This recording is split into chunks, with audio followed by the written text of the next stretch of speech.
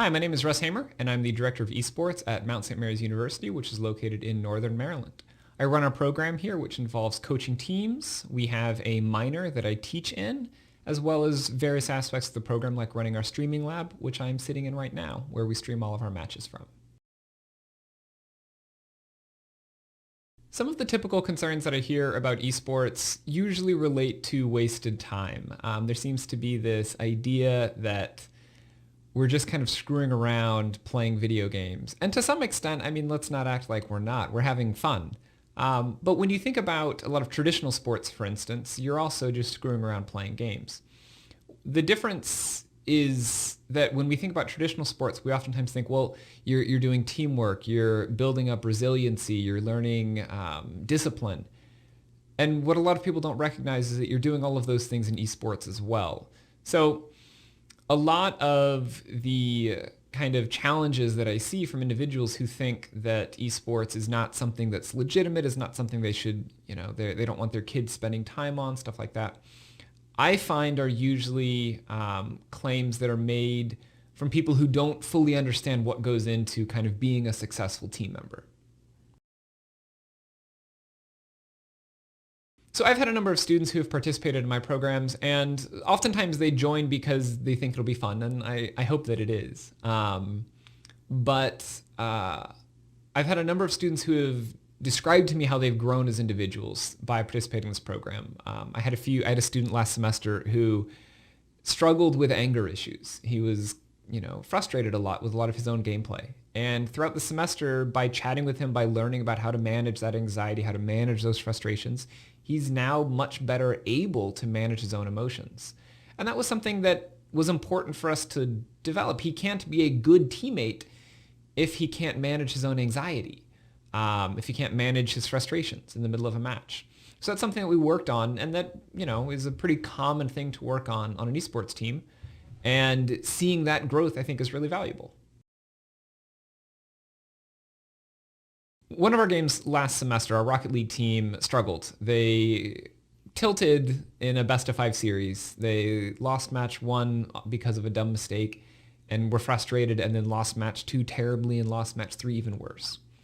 In our next practice, we didn't spend any time practicing Rocket League. We spent a bunch of time talking about how to manage frustration, how to control our emotions, how to focus on playing our best even when the game isn't going our way.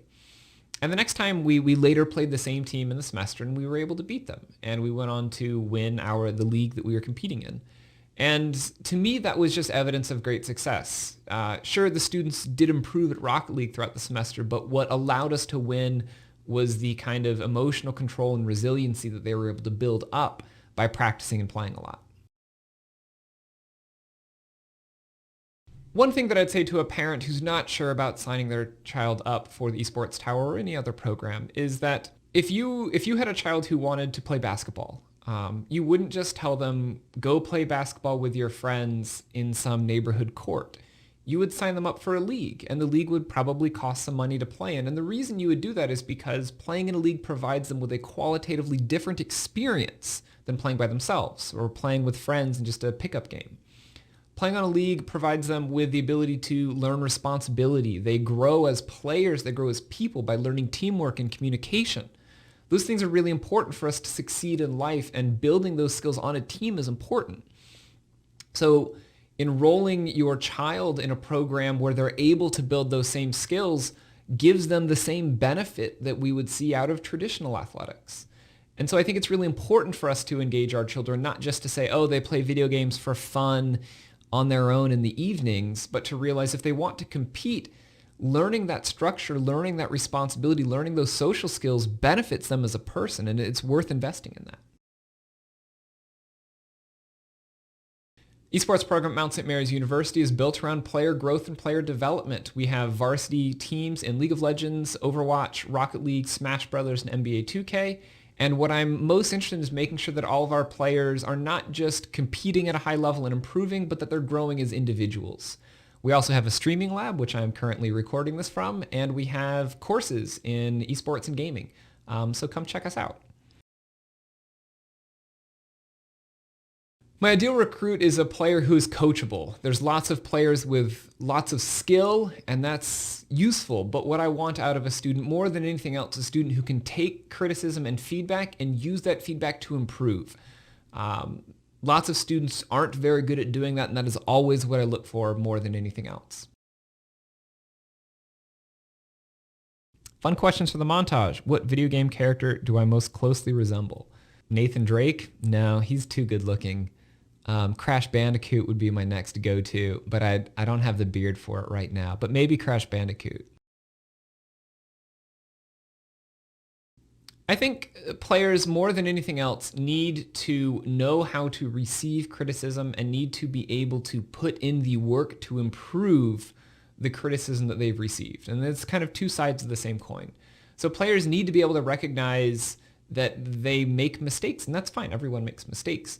But to then not just have someone say, hey, you screwed this up, here's how you should do it next time, and for them to say, okay, but for them to actually make those changes, to actually change things and improve, I think is really important. Best part about running an esports program is that I love what I do. It's super fun. I enjoy gaming, and I also enjoy teaching and coaching. And so having a program where I get to teach classes on gaming, where I get to run a program about gaming, and where I get to coach a bunch of students playing video games is super neat, and I love it.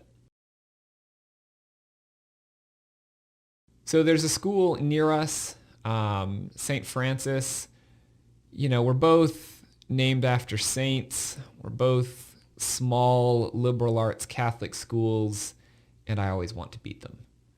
So St. Francis.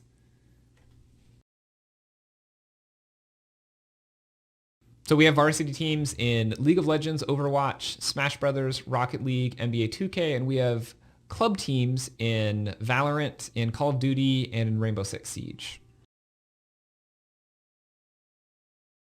We have two traditions here, and I'll let you pick the best one.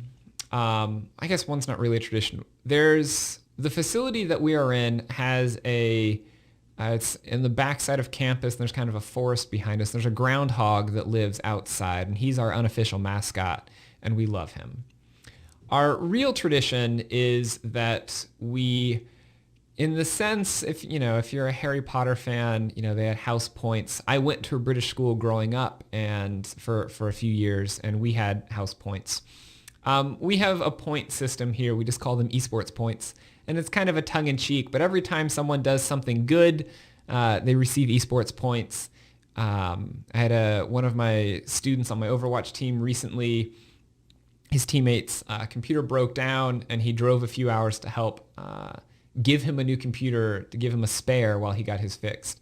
And he got 25 esports points for that. So we have a number of traditions along those lines where students receive points just for doing good things or doing terrible things. If students, make